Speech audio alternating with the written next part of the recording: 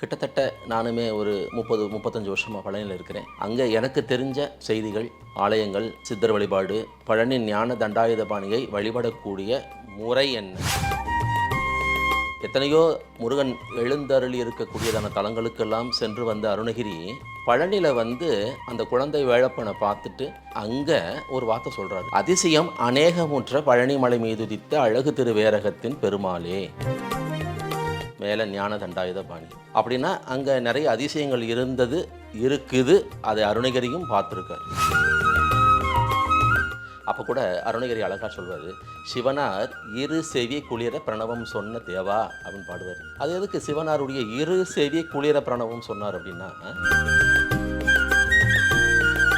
மாதாவும் பிதாவும் உலகம் அப்படிங்கிற ஞானம் எனக்கு இல்லை, அந்த ஞானம் எனக்கு வரணும், நான் போய் தனித்து நின்று தவத்திலே ஞான தண்டாயுதபாணியாய் நிற்கிறேன் அப்படி சொல்லி தான் அவர் வந்தது. ஞானப்பழம் கிடைக்கலன்னு அவர் கோபிச்சுட்டு வந்தாருன்னு சொல்கிறத விட அந்த ஞானம் நமக்கு இல்லாமல் போச்சே. அவர் அப்பா என்ன சொல்கிறாரு, இந்த உலகை யார் முதலில் சுற்றி வருகிறீர்களோ அவர்களுக்கு ஞானப்பழம். எனக்கு அந்த ஞானம் இல்லாமல் போச்சு. என்னதான் அவர் நான் தனியாக போகிறேன் அப்படின்னு சொல்லிட்டு பிரிஞ்சு வந்துட்டாலும் தாய்க்கும் தந்தைக்கும் மனசு கேட்கல. சக்தி தேவி தன் அம்சத்திலிருந்து இன்னொரு சக்தியை உருவாக்கி, என் பிள்ளை எங்கு போகிறானோ அங்கே போய் அவனுக்கு காவலாக இரு அப்படின்னு சொல்லி அனுப்பி வச்சிட்டான். பழனியிலிருந்து ஒரு 5 கிலோமீட்டர் வடக்கே பெரியாவுடையார் என்ற திருநாமத்தோடு ஈசன் தனித்திருப்பார். அந்த தலத்திலே, அந்த கோவிலிலே சக்தி கிடையாது, அம்பாள் சன்னதி கிடையாது. ஏன்? காசிக்கு வீசம் அதிகம். நீங்கள் காசிக்கு போகணும்னு நினச்சிங்கன்னா, போக முடியாத சூழலில் இருந்தீங்கன்னா பழனி வாங்க. பழனியில் பெரியாவுடையார் கோயில்னு சொல்லி கேளுங்க. அந்த இயற்கையான சூழலிலே, அமைதியான தன்மையிலே யார் இருக்கிறா? பரமேஸ்வரன் பெரியாவுடையார்.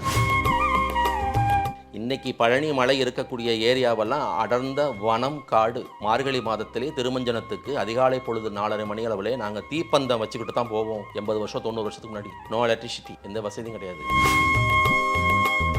அப்போது இந்த பெரியநாயகி அம்மன் கோவில் ஊருடைய எல்லையாக மாறியிருக்கு. ஆதியில் அதுதான் பழனி.